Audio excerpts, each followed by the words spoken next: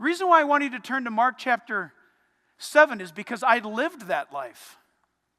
Verses 31 on. I lived that life. I stuttered so severely in my life growing up. I was absolutely the focal point of mockery. I'll never forget my 4th grade class, Mrs. Franz, having me stand on the desk. She made me stand on the desk and open up the book, and she said, "Class, we're going to hear Jack read today." And I just stuttered all over myself, began crying. And when you're hurt like that, you withdraw. And my father, who was not the most gentle nor understanding man, would put his big, massive arms on his hips, and he would look at me and say, "What's the matter with you? Spit it out!"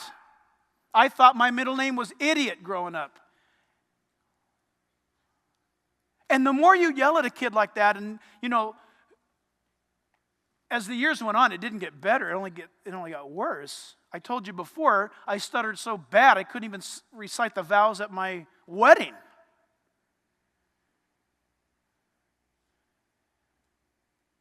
And you say, well, a person who stutters looks normal on the outside. Let me tell you something. A person who stutters lives in constant fear. Fear of somebody talking to them. I embrace now, I can say, my deformity, because back then it kept me out of some trouble, not all trouble. I would have girls approach me, and because I couldn't talk, I would leave. I'd just walk away. I would just walk. Did I want to know them? I wanted to know them. But because I couldn't talk, I would just walk away. Oh, what an idiot. Look, that guy just walked away. But you know what happens? I remember being, 8 years old, getting signed up for, in Orange County, it was junior All-American football. Out here, I think it's Pop Warner football. I'm not sure. But I found something. I didn't want to do it, but then my dad signed me up to get me out of the house. And then I found out that if you place your helmet on someone else's helmet or any other body part, it can cause them severe pain. And I found that out.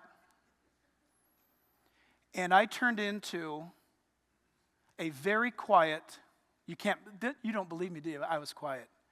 I am making up for 20 years of silence. And I found out I could vent exactly what Lord Byron said. I could do that. I could get back at my dad by breaking someone else's neck.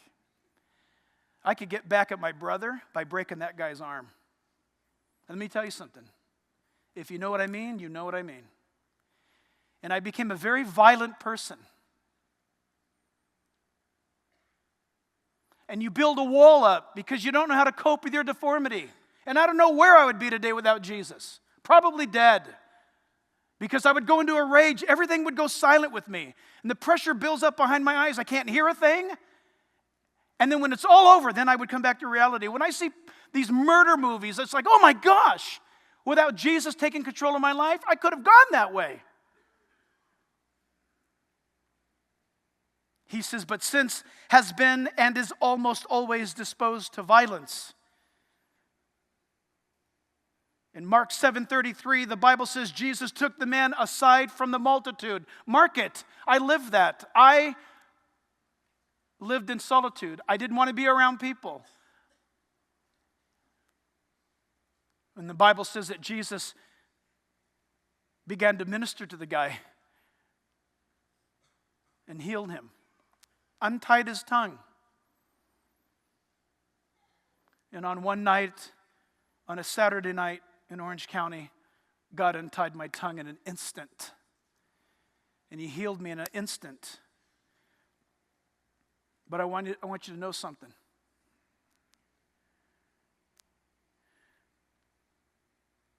I think it is the reason why I have such a passion for the defenseless.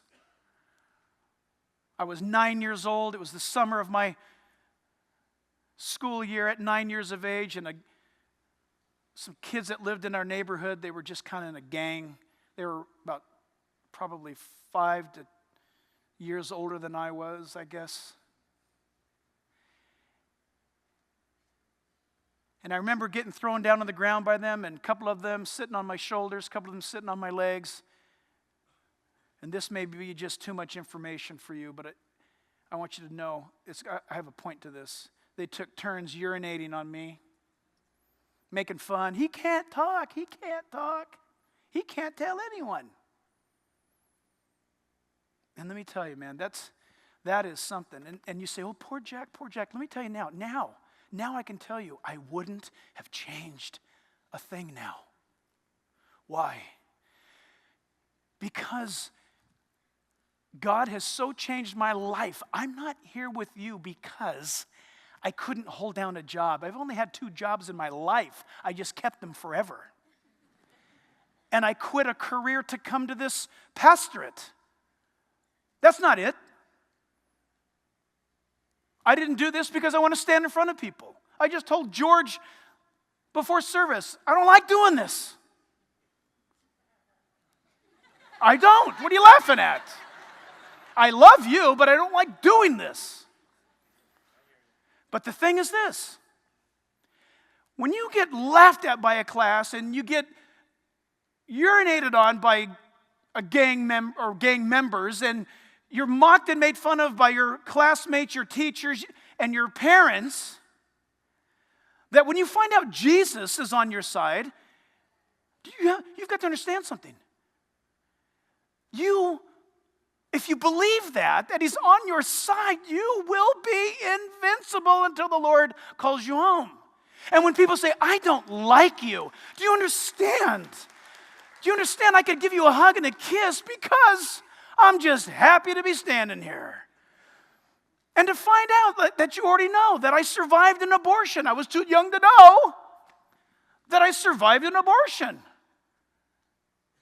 When you say, you know what? I don't like the way I don't like your illustrations, and I don't like your voice. Your voice sounds funny. You have to understand something. God bless you, but I could care less what you think. I'm happy to be here, and I'm happy to be going to heaven.